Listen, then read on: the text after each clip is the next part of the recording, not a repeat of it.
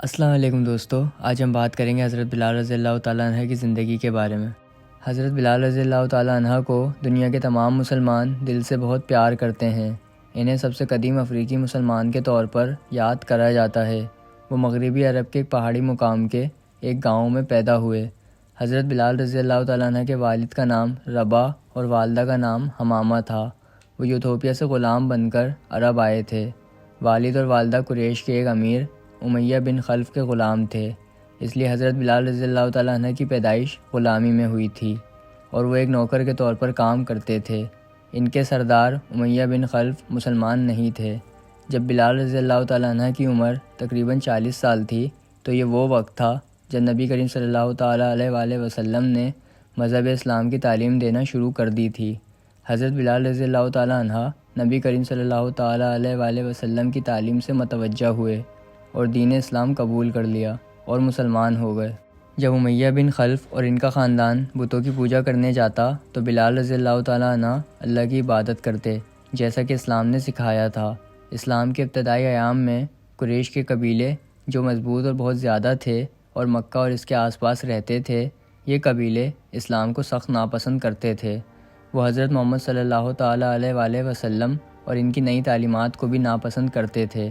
اگر کسی نے نیا مذہب قبول کیا تو اس پر ظلم و ستم کیا جاتا تھا۔ ایک دن امیہ بن خلف کو حضرت بلال رضی اللہ تعالیٰ عنہ کی پوشیدہ عبادت کا علم ہوا۔ اس نے حضرت بلال رضی اللہ تعالیٰ عنہ کو بلایا اور پوچھا، اے بلال، کیا تم محمد صلی اللہ تعالیٰ علیہ وآلہ وسلم کے خدا کی عبادت اور سجدہ کرتے ہو؟ حضرت بلال رضی اللہ تعالیٰ عنہ کو ڈر نہیں لگتا تھا۔ انہوں نے جواب دیا، ہاں آقا، میں اللہ ہی کی عبادت کرتا ہوں جو واحد معبود ہے۔ اس جواب سے امیہ کو بہت غصہ آیا۔ اس نے حضرت بلال رضی اللہ تعالیٰ عنہ کو تشدد کا نشانہ بنانا شروع کر دیا۔ انہیں رسی سے باندھ کر دوپہر کے وقت صحرا کی تپتی ہوئی ریت پر لٹایا گیا۔ اس کے بعد ان سے کہا گیا کہ وہ اسلام کے خدا کو بھول جائیں اور عظیم بتوں کی پوجا کریں جنہیں لت اور عزا کہا جاتا تھا۔ لیکن حضرت بلال رضی اللہ تعالیٰ عنہ اپنے نئے یقین پر مضبوط تھے۔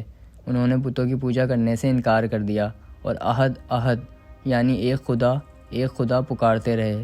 اذیتیں جاری رہیں اور بڑھتی گئیں۔ ان کے درد زدہ جسم پر لوہے کی گرم سلاخوں کی مہر لگائی ہوئی تھی، پھر بھی حضرت بلال رضی اللہ تعالیٰ عنہ نہ مانے۔ ایک دن حضرت بلال رضی اللہ تعالیٰ عنہ کو زمین سے باندھ کر جلتی گرم ریت پر لٹایا گیا۔ ان کے سینے پر ایک بہت بھاری پتھر رکھا ہوا تھا۔ حضرت بلال رضی اللہ تعالیٰ عنہ کے لیے اب گرمی اور اتنا بڑا بوجھ برداشت کرنا بہت ہی زیادہ مشکل ہوتا جا رہا تھا۔ وہ کمزور ہو گئے تھے۔ ان بندھے ہوئے حالات میں انہیں پانی سے بھی انکار کر دیا گیا۔ اس حالت میں وہ اپنے حواس کھو بیٹھے۔ جوں جوں دن ختم ہونے کے قریب آیا تو زمین اور پتھر ٹھنڈا ہوتا گیا۔ وہ دوبارہ ہوش میں آ گئے اور انہوں نے دیکھا کہ بھاری پتھر ان کے سینے پر نہیں تھا۔ انہوں نے سوچا کہ کون آیا ہے انہیں درد سے نجات دلانے کے لیے۔ ان کے بھاری آنکھیں دھیرے دھیرے کھلیں اور صرف نبی کریم صلی اللہ تعالیٰ علیہ وآلہ وسلم کے روشن مسکراتے چہرے کو دیکھ سکے۔ نبی کریم صلی اللہ تعالیٰ علیہ وآلہ وسلم نے بلال کی اذیت کے بارے میں سنا اور دیکھا تھا۔ یہ جان کر انہیں بہت تکلیف ہوئی کہ ایک سچے مومن کو اس طرح کے دکھ اور تکلیف سے گزرنا پڑ رہا ہے۔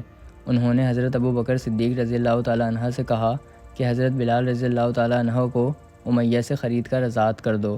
اس طرح نبی کریم صلی اللہ تعالیٰ علیہ وآلہ وسلم نے بہت سے غلاموں کو آزاد کرایا تھا۔ حضور اکرم صلی اللہ تعالیٰ علیہ وآلہ وسلم نے اصرار کیا کہ غلاموں کے ساتھ انصاف اور حسن سلوک کیا جائے۔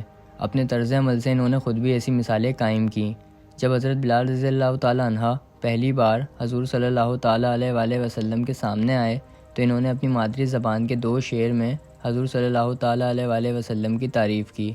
رسول اللہ صلی اللہ تعالیٰ علیہ وآلہ وسلم نے حسان بن ثابت سے کہا کہ اس کا عربی میں ترجمہ کریں۔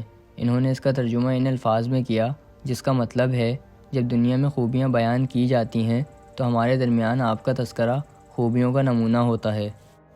افریقہ کے غلاموں میں سب سے پہلے بلال رضی اللہ تعالیٰ عنہ نے اسلام قبول کیا۔ ان کا اللہ پر پختہ یقین اور نبی کریم صلی اللہ تعالیٰ علیہ وآلہ وسلم سے بے پناہ محبت تھی۔ وہ پاکیزہ کردار کے مالک تھے۔ جلد ہی انہوں نے پیغمبر اسلام اور اس وقت کے دیگر عظیم مسلمانوں کی عزت افزائی کی۔ نبی صلی اللہ تعالیٰ علیہ وآلہ وسلم کو بلال کی پیاری آواز بہت پسند آئی اور آپ صلی اللہ تعالیٰ علیہ وآلہ وسلم نے انہیں پہلا مؤذن بنا دیا جو کہ نماز کی دعوت دینے والا تھا۔ حضرت بلال رضی اللہ تعالیٰ عنہ ساری زندگی پیغمبر اسلام کے قریبی ساتھی رہے اور ہر موقع پر ان کے ساتھ رہے۔ جب آپ صلی اللہ تعالیٰ علیہ وآلہ وسلم کی وفات ہوئی تو آپ کو بہت دکھ ہوا۔ اس کے بعد ساری زندگی وہ غمگین اور انتہائی سنجیدہ نظر آئے۔ آپ صلی اللہ تعالیٰ علیہ وآلہ وسلم ہجرت کے وقت مدینہ تشریف لے گئے تھے۔ نبی صلی اللہ تعالیٰ علیہ وآلہ وسلم کی وفات کے بعد آپ نے مدینہ میں رہنے میں خوشی محسوس نہیں کی۔ انہوں نے افسوس کے ساتھ اذان دینا چھوڑ دی اور دمشق شام کی طرف ہجرت کی۔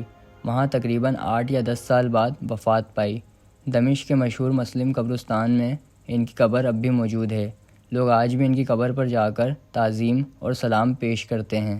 حضرت بلال رضی اللہ تعالیٰ عنہ کی زندگی کے بارے میں پڑھ کر ہر مسلمان کا ایمان تازہ ہو جاتا ہے کہ کس طرح انہوں نے اپنے ایمان اور اسلام کے خاطر ظلم برداشت کیے۔ ہمیں ان کی زندگی سے صبر کرنے اور اسلام سے محبت کرنے کا سبق ملتا ہے۔ امید کرتا ہوں کہ آپ کو آج کی ویڈیو پسند آئی ہوگی، اور اگر آپ کو آج کی ویڈیو پسند آئی ہے تو پلیز لائک اور سبسکرائب کریں۔ شکریہ۔